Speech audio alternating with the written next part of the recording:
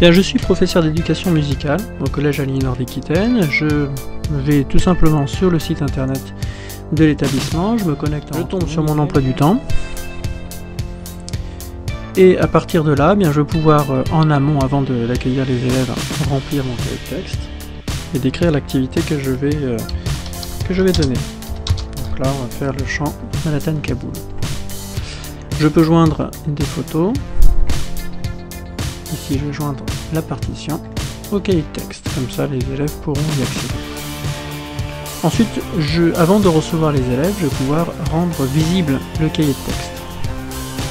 Voilà, comme ça, les élèves, éventuellement, pendant mon cours, ils vont se connecter avec leur ordinateur, pourront accéder au cahier de texte. Ensuite, je clique sur la classe pour faire l'appel des élèves. Voilà, donc tout de suite j'ai une indication sur l'élève s'il est à jour au niveau de ses absences et la vie scolaire. Je peux donc cocher les élèves absents et cliquer sur envoyer l'appel. Alors cette liste est intéressante puisque j'ai accès ici au calendrier d'absence d'un élève. Je vois éventuellement donc des absences, voilà, les remarques dans la fiche de suivi. Je peux à la volée écrire une petite annotation personnelle sur l'élève ou écrire une annotation dans sa fiche de suivi qui sera vue par le personnel, par les parents et l'élève lui-même. Voilà, donc j'ai d'autres informations comme ça, comme les sanctions qui ont été données. Je reviens à l'accueil en cliquant sur ma petite photo. Et donc après l'heure de cours, je vais cliquer de nouveau sur le cahier de texte. Je vais pouvoir me déplacer sur l'heure suivante, le cours suivant et mettre les devoirs. Apprendre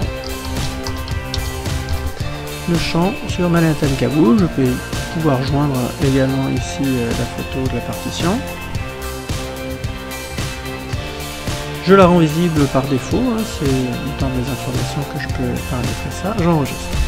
Et donc ici, si je veux avoir une vue du cahier de texte, de l'ensemble du cahier de texte, je vois donc aujourd'hui, je me mets donc la fois d'après, je crois que c'est en novembre, j'ai les devoirs apprendre Manhattan Kaboul.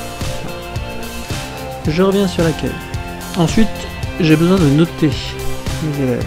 Je vais cliquer sur la discipline, le nom de la discipline dans mon emploi du temps. J'arrive donc sur la page de notation. Je vais pouvoir cliquer sur Ajouter. Je choisis le titre de mon évaluation. Je choisis mon coefficient, l'échelle. Ça c'est dans le cas où je veux faire une évaluation par note.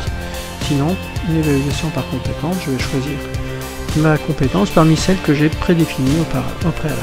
J'enregistre et je vais pouvoir après donc noter ici sur cette fiche là. J'ai à tout moment accès en cliquant sur l'élève à l'ensemble de ces notes dans les autres disciplines, donc ça c'est très pratique. Et donc j'enregistre tout ça. Voilà. Quelles sont les autres fonctions qui me sont disponibles? Je peux donc écrire assez rapidement une sanction sur un élève en me reportant au règlement intérieur de l'établissement. Pareil pour les suivis. Je peux donc ici écrire des remarques dans la liste de suivi d'un élève, faire éventuellement une recherche rapide sur l'élève en question pour voir s'il y a déjà des fiches de suivi.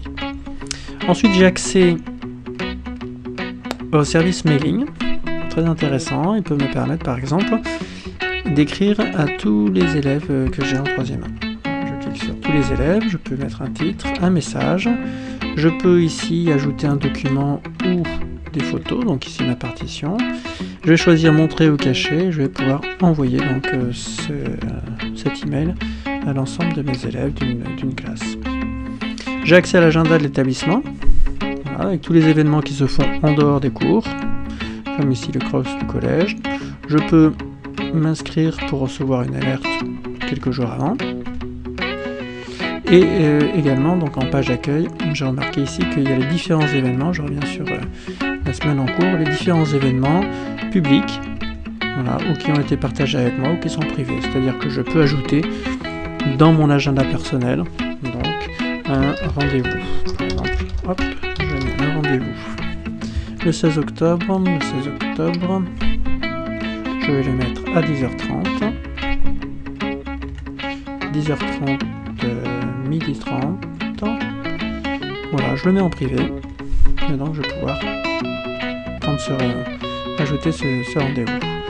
Si je veux éventuellement que cela concerne quelqu'un d'autre, eh ben, je peux choisir un autre professeur ou un autre élève qui pourrait être concerné par cet événement. Je fais supprimer pour l'enlever. Ensuite, j'ai la possibilité aussi donc d'ajouter des compétences qui vont être mises dans mes évaluations. Donc là, je peux en ajouter facilement. J'ai la possibilité de réserver du matériel. Donc, par exemple, des MP4, des tablettes. Voilà. Je vais pouvoir... je vois que par exemple cette tablette elle a été utilisée mais qu'elle est libre, que ces différentes tablettes sont libres à cet endroit-là.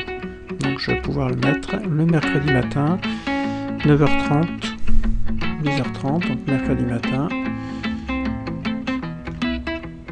Je vais pouvoir donc la réserver par exemple jusqu'au 6.